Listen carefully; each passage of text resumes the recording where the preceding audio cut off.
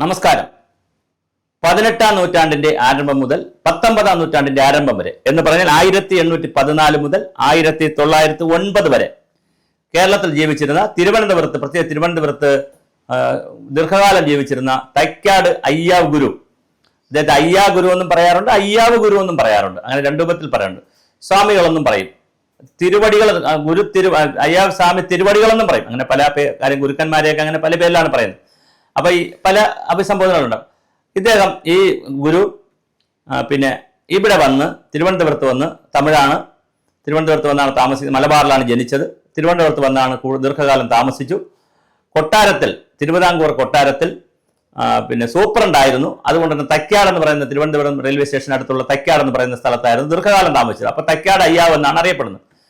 ഈ അയ്യാവ് ഗുരുവിന്റെ ഏറ്റവും വലിയ പ്രത്യേകത, സാധാരണ ഗുരുക്കന്മാരെന്ന് പറഞ്ഞാൽ ഇവിടെ വന്നിട്ട് ഒരുപാട് ശിഷ്യന്മാരെ സൃഷ്ടിക്കും, ശിഷ്യഗണങ്ങളെ സൃഷ്ടിച്ചു പോകും. അപ്പൊ ശിഷ്യഗണങ്ങളെ സംബന്ധിച്ചിടത്തോളം ഗുരുക്കന്മാരുടെ അവദാനങ്ങളും ഒക്കെ ശിഷ്യഗണങ്ങൾ പാടി അങ്ങനെ അങ്ങ് പോകും. ഇതാണ് ഒരു കാലഘട്ടത്തിൽ നമ്മൾ, അല്ലെങ്കിൽ എല്ലായിടത്തും കാണുന്ന അങ്ങനെയാണ്, ലോകം മുഴുവൻ കാണുന്ന അങ്ങനെയാണ്. ഗുരുക്കന്മാർ വരും, ഗുരുക്കന്മാർ ഒരുപാട് ശിഷ്യന്മാരെ സൃഷ്ടിക്കും, ആശ്രമമൊക്കെ ഉണ്ടാക്കും, അല്ലെങ്കിൽ എന്തെങ്കിലുമൊക്കെ പിന്നെ സംവിധാനങ്ങൾ ഉണ്ടാക്കി അതിന്റെ എസ്റ്റാബ്ലിഷ്മെന്റിൽ അങ്ങ് പോകും. പക്ഷെ അയ്യാവ് ഗുരു അങ്ങനെ ചെയ്തില്ല എന്ന് മാത്രമല്ല, ഒരുപാട് ഗുരുക്കന്മാരെ സൃഷ്ടിച്ചു. അയ്യാവ് ഗുരുവായിരുന്നു കേരളത്തിന്റെ നവോത്ഥാന ഗുരുക്കന്മാരുടെ ഗുരു, ശ്രേഷ്ഠ ഗുരുക്കന്മാരുടെ ഗുരു എന്ന് പറഞ്ഞാലും നമുക്ക് അതിശയോക്തി ഇല്ലാത്ത രീതിയിലാണ് അയ്യാ ഗുരുവിന്റെ പ്രവർത്തനങ്ങൾ. അയ്യാ ഗുരുവിനെ സംബന്ധിച്ചിടത്തോളം ചട്ടമ്പി സ്വാമികൾ, ശ്രീനാരായണ ഗുരുദേവൻ, അതുപോലെ തന്നെ അയ്യങ്കാളി തുടങ്ങിയ നിരവധി ആളുകൾ അയ്യാ ഗുരുവിന്റെ കൂടെ ഉണ്ടായിരുന്നു. ശിഷ്യത്വം എന്ന് പറയുന്ന രീതിയിലല്ല, അയ്യാ ഗുരുവിൽ നിന്ന് ഘടയോഗം പഠിക്കുവാനും അതുപോലെ തന്നെ ഒരുപാട് കാര്യങ്ങൾ മനസ്സിലാക്കുവാനും യോഗ പഠിക്കുവാനും ഒക്കെ അയ്യാ ഗുരുവിന്റെ വീട്ടിലെത്തിയിരുന്നു.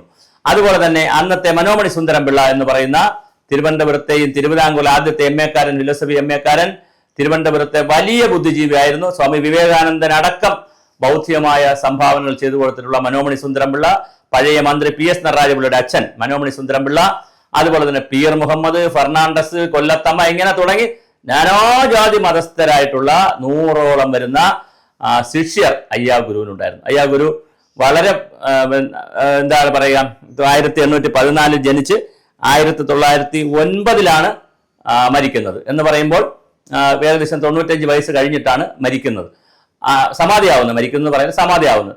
അപ്പൊ അതിനിടയിൽ ഒരുപാട് വിപ്ലവകരമായ പ്രവർത്തനങ്ങൾ നടത്തി. ഇന്ന് കാണുന്ന നവോത്ഥാനത്തിന്റെ, സകല നവോത്ഥാനത്തിന്റെയും മൂല കാരണം എന്ന് പറയുന്നത് നമുക്ക് അയ്യാ ഗുരുവിലേക്ക് പറയാൻ പറ്റും.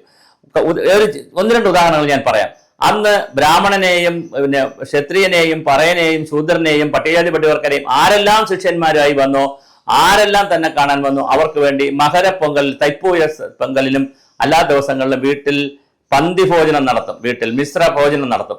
അപ്പോൾ ഇത് ഭാര്യയാണ്, സ്വന്തം ഭാര്യയാണ് ഇതൊക്കെ വിളമ്പി കൊടുക്കുന്നതും അവരുടെ പാത്രമൊക്കെ കഴുകുന്നതും ഒക്കെ.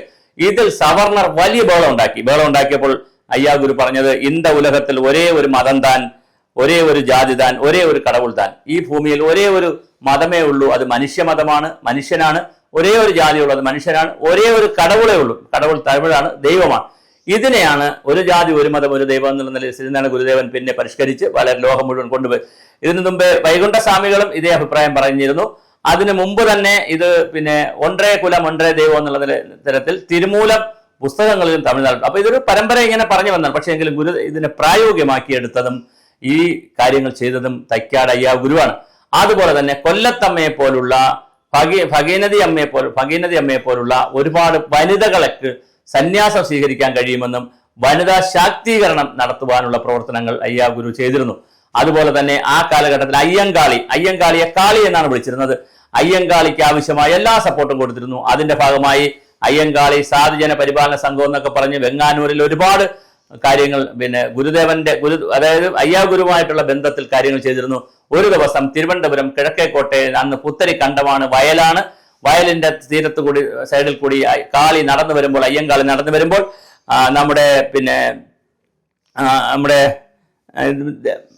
അയ്യാ ഗുരു ചോദിക്കുന്നുണ്ട്, കാളി എങ്ക പോറേന്ന് ചോദിക്കുമ്പോൾ പറയും, ഞാനിങ്ങനെ പോകുന്ന കാര്യം പറയും. അവ പറയും, ഉന്നെ കൊട്ടാരത്തിൽ തിരക്കുന്നുണ്ട്, നിങ്ങളെ പ്രജാസഭയിലേക്ക് എടുക്കാൻ പോവുകയാണെന്ന് പറയും. അങ്ങനെ കൊട്ടാരത്തിന്റെ അന്നത്തെ പ്രജാസഭയിലേക്ക്, നിയമസഭ പോലുള്ള പ്രജാസഭയിലേക്ക് അംഗമാകാൻ അയ്യങ്കാളിക്ക് അവസരം കിട്ടുന്നത് അയ്യാ ഗുരുവിന്റെ ഒരു നിർദ്ദേശം കൂടിക്കൊണ്ട്, റെക്കമെൻഡേഷൻ അല്ല, ഒരു നിർദ്ദേശം കൂടിക്കൊണ്ടാണ്. അതുപോലെ തന്നെ വൈകുണ്ഠ സ്വാമികളെ ജയിലിൽ ഇട്ടതുമായി ബന്ധപ്പെടുത്തിയിട്ടുള്ള കഥകളുണ്ട്. അത് മോചിതമാക്കുന്നതിലും വലിയ പങ്ക് അതിന്റെ കാര്യങ്ങളിലൊക്കെ ഇടപെടുകയൊക്കെ ചെയ്തിട്ടുണ്ട്. സോതി തിരുനാളെ പോലെയുള്ള രാജാക്കന്മാർ അയ്യാഗുരുവിന്റെ ശിഷ്യന്മാരുണ്ടായിരുന്നു. പേട്ടയിൽ രാമൻപിള്ള ആശാന്റെ നേതൃത്വത്തിൽ തിരുവനന്തപുരത്ത് ജ്ഞാനപ്രകര സഭയുണ്ടായിരുന്നു, വിദ്വൽ സഭയായിരുന്നു. ആ സഭയിൽ ഇവരെല്ലാം ഒന്നിച്ചുകൂടി ജാതിക്കും മതത്തിനും വർഗത്തിനും വർണ്ണത്തിനും ഒക്കെ എതിരെയുള്ള വലിയ നവോത്ഥാന മൂവ്മെന്റുകൾ നടത്തിയിരുന്നു. ഒരിക്കൽ ഒരു സംഭവം കൂടി പറഞ്ഞുകൊണ്ട് ആ ഭാഗം നമുക്ക് അവസാനിക്കാം. ഒരിക്കൽ ശ്രീനാരായണ ഗുരുദേവൻ മരുത്വാമലയിലും അതുപോലെ തന്നെ അരുവിപ്പുറത്തുമൊക്കെ പോയി തപസ്സിരിക്കുമ്പോൾ ഇരുന്നിട്ട് ഒന്നും മിണ്ടാതിരുന്നപ്പോൾ ശിഷ്യന്മാർ ചെന്ന് പരാതി പറയുന്നത് അയ്യാഗുരുവിനോട്. അപ്പൊ അയ്യാഗുരു പറയും, നീ നാണുവിനെ കൂപ്പിട്ട് വാ എന്ന് പറയും, ഞാൻ പാക്കറ എന്ന് പറയും, പാക്കാൻ എനിക്ക് കാണണമെന്ന് പറയും. അപ്പോൾ നാണുവിനെ പോയി ആ ശിഷ്യന്മാർ ചെന്ന് പറയുകയും നാണുവാശാന്റെ കൂടെ നിന്ന ആളുകളൊക്കെ പറയുകയും നാണുവാശാൻ ചെന്ന് കാണുകയും ചെയ്തപ്പോൾ ചോദിച്ചു, നീ ഇനി എന്ത് ചെയ്യാൻ പോകുന്നു? നീ ഭൂമിയിൽ വന്നത് എന്തിനാണ് ഇവിടെ വന്നത്? നീ ഭൂമിയിൽ വന്നത് എന്തിനാണ് എന്ന് ചോദിച്ചപ്പോൾ ആ ഗുരുദേവന് ചെറിയ സങ്കടമൊക്കെ ഉണ്ടായി. അപ്പം പറഞ്ഞു, എനിക്ക് ദക്ഷിണ തരണമെന്ന് പറഞ്ഞപ്പോൾ പൈസ തിരക്കം പറഞ്ഞു, എനിക്ക് പൈസയൊന്നും അല്ല ദക്ഷിണയായി വേണ്ടത്, നീ പോയി ഈ ഉലകത്തെ മാറ്റണം, നീ വന്നത് ഈ ഭൂമിയെ മാറ്റി തീർക്കുവാനാണെന്ന് ശ്രീനാരായണ ഗുരുദേവന്റെ ജീവന്റെ മുക്തി ഒരു ശക്തി കണ്ടുകൊണ്ട് മനസ്സിലാക്കി പറഞ്ഞു വിടുകയും അതിനുശേഷം ശ്രീനാരായണ ഗുരുദേവൻ പിന്നെ അയ്യാഗുരുവിനെ കണ്ടിട്ടില്ല എന്നാ പറയുന്നത്, അവിടെ നിന്ന് പോയെന്നാ പറയുന്നത്. അപ്പം അയ്യാഗുരു ഇങ്ങനെ പറയുകയും ലോകത്ത് മുഴുവൻ പോയി നീ വെളിച്ചം പകരണം, അതിനുള്ളൊരു കുഞ്ഞാണ്, ഒരാളാണ് നീ എന്നൊക്കെ പറയുകയും അതിനുശേഷമാണ് പിന്നെ അരുവിപ്പുറത്തുള്ള ശിവപ്രതിഷ്ഠയും മറ്റു കാര്യങ്ങളൊക്കെ വരുന്നത്. അത്തരത്തിൽ നിരവധി ആളുകളെ പിന്നെ സൃഷ്ടിച്ചെടുക്കുവാൻ അയ്യാഗുരുവിന് കഴിഞ്ഞിട്ടുണ്ട്. അതുപോലെ തന്നെ നീ ലോകത്ത് വന്നത് ലോകത്തെ മുഴുവൻ നന്നാക്കാനാണോ ഇവിടെ നിന്ന് ചുറ്റിക്കറങ്ങാനാണോ അല്ലെങ്കിൽ ഗുരുവിന്റെ അടുത്ത് നിന്ന് കറങ്ങാനാണോ എന്ന് ചോദിക്കുമ്പോൾ ആണ് സങ്കടം വരുന്നത് ശ്രീനാരായണ ഗുരുദേവന്. എന്തായാലും ഗുരുദേവന്റെ സങ്കടം എന്ന് പറഞ്ഞാൽ കരച്ചിലൊന്നുമല്ല, ഒരു വിഷമം വന്നു, എന്തായാലും എന്നോട് ചോദിച്ചുകൊള്ളുന്നത്. ആ ഒരു വിഷമത്തിൽ നിന്നാണ് ശ്രീനാരായണ ഗുരുദേവൻ വലിയ സാമൂഹ്യ നവോത്ഥാന ഗുരുവായി വീണ്ടും മാറുന്നത് നമ്മൾ കാണുന്നത്. അതുപോലെ ചട്ടമ്പി സ്വാമികൾ അവരെല്ലാം അവസാന കാലത്ത് കൂടെ ഉണ്ടായിരുന്നില്ല, അവരെല്ലാം വിട്ടുപോയി ഒരുപാട് പ്രവർത്തനങ്ങൾ കേരളത്തിൽ നടത്തി. അങ്ങനെ ഗുരുക്കന്മാരെ ഒരുപാട് പേരെ സൃഷ്ടിച്ച ഗുരുവാണ് അയ്യാഗുരു. അതാണ് അയ്യാഗുരുവിന്റെ ശ്രേഷ്ഠ ഗുരു പദവിയിലേക്ക് അയ്യാഗുരുവിനെ പരിഗണിക്കണമെന്ന് അല്ലെങ്കിൽ നമ്മൾ ചിന്തിക്കേണ്ടി വരുന്നത്. അപ്പോൾ ഗുരുക്കന്മാരുടെ ഗുരു എന്ന് പറഞ്ഞാൽ ഒരുപാട് ഗുരുക്കന്മാരെ സൃഷ്ടിച്ചു, ശിഷ്യന്മാരെ അല്ല സൃഷ്ടിച്ചത്.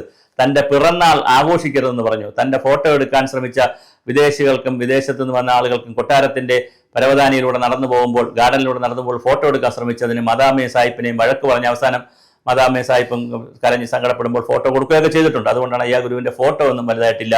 ജന്മദിനം ആഘോഷിക്കരുതെന്ന് പറഞ്ഞിട്ടുണ്ട്. ജന്മദിനം എന്ന് രേഖപ്പെടുത്തിയിട്ടില്ല ചരിത്രത്തിൽ. കാരണം അത് അയ്യാഗുരു ഇഷ്ടപ്പെട്ടിരുന്നില്ല. ഒരിക്കൽ അയ്യാഗുരുവിന്റെ ജന്മദിനത്തിൽ അയ്യാഗുരു ജീവിച്ചിരുന്നപ്പോൾ ജന്മദിന ആഘോഷം നടത്തിയതിന് മറ്റുള്ളവരെ വഴക്ക് പറഞ്ഞു, ആഘോഷം നടത്തിയില്ല, നടത്തേണ്ടതെന്ന് ചോദിച്ചതിന് വഴക്ക് പറഞ്ഞു. അങ്ങനെ അത്തരത്തിലൊക്കെ വളരെ വ്യത്യസ്തമായ ഒരു ജീവനായിരുന്നു. 95 വയസ്സിലാണ് സമാധിയാകുന്നത്. അതുതന്നെ അത്ഭുതമായിരുന്നു. പറഞ്ഞുകൊണ്ട് ഞാനിതാ പോകുന്നു എന്ന് പറഞ്ഞിട്ട് കൊട്ടാരത്തിൽ പറഞ്ഞ് ഞാൻ ഇനി ഉണ്ടാവില്ല എന്നുള്ള അർത്ഥത്തിൽ കൊട്ടാരത്തിൽ നിന്ന് ഇറങ്ങിയതാണ്. അവിടെ സങ്കടമായി. ഇപ്പോഴും കൊട്ടാരത്തിന്റെ തേവാരപ്പുരയിൽ അയ്യാഗുരുവിന്റെ ചിത്രം വെച്ച് പൂജിക്കുന്നു എന്നറിയുന്നു. തിരുവനന്തപുരത്ത് തെക്കാട്, മേലെ തെക്കാട് അയ്യാഗുരുവിന്റെ പേരിൽ ഒരു ക്ഷേത്രം തന്നെ നിലവിലുണ്ട്. അതൊരു ട്രസ്റ്റാണ് നടത്തുന്നത്. അപ്പോൾ തീർച്ചയായിട്ടും വളരെ വലിയ സാമൂഹ്യ നവോത്ഥാനം തിരുവനന്തപുരത്തും തിരുവിതാംകൂറിലും അഴിച്ചുവിടുന്നതിൽ ഗുരുക്കന്മാരെ സൃഷ്ടിക്കുന്നതിൽ തെക്കാട് അയ്യാഗുരുവിന്റെ വലിയ പങ്കുണ്ട്. ഇന്ന് അയ്യാഗുരുവിന്റെ 110 1909 മരിച്ചു പോകുന്നത്. ഇപ്പോൾ 1925 ആകുന്നുണ്ട്. അപ്പോൾ 2025 ആകുന്നുണ്ട്. അപ്പോൾ 100 വർഷം കഴിഞ്ഞു. 2009 100 കഴിഞ്ഞു. 106ാമത്തെ പിന്നെ ഇതാണ് എന്താണ് 1909 2009 അപ്പോൾ 100 വർഷം കഴിഞ്ഞു. 2009 10 പിന്നെ 6 അത് 106ാമത്തെ സമാധി ദിനമാണിന്ന്. ഇന്നും നിരവധി പരിപാടികൾ കേരളത്തിലെ വിവിധ സ്ഥലങ്ങളിൽ നടക്കുന്നുണ്ട്. എന്തായാലും ഇത് വളരെ നല്ല രീതിയിലുള്ള ഒരു പഠനം, ചരിത്രം വിദ്യാർത്ഥികൾ പഠിക്കേണ്ടതുണ്ട്. കേരളത്തിൽ നവോത്ഥാനം തുടങ്ങിയതാര് അല്ലെങ്കിൽ നവോത്ഥാന ഗുരുക്കന്മാരെ സൃഷ്ടിച്ചതാര് എന്നുള്ളത് വളരെ ഗൗരവമായി ചരിത്രപരമായി നമുക്ക് പഠിക്കാൻ കഴിയുന്ന കാര്യമാണ്. പക്ഷേ ഗുരുക്കന്മാരുടെ ഇടയിൽ ആരാണ് ഗുരു ആരാണ് ശിഷ്യൻ എന്നുള്ള ചർച്ചയില്ലാത്തത് കൊണ്ട് തന്നെ നമുക്കൊരു വിവാദത്തിലേക്കും പോകേണ്ട കാര്യമില്ല.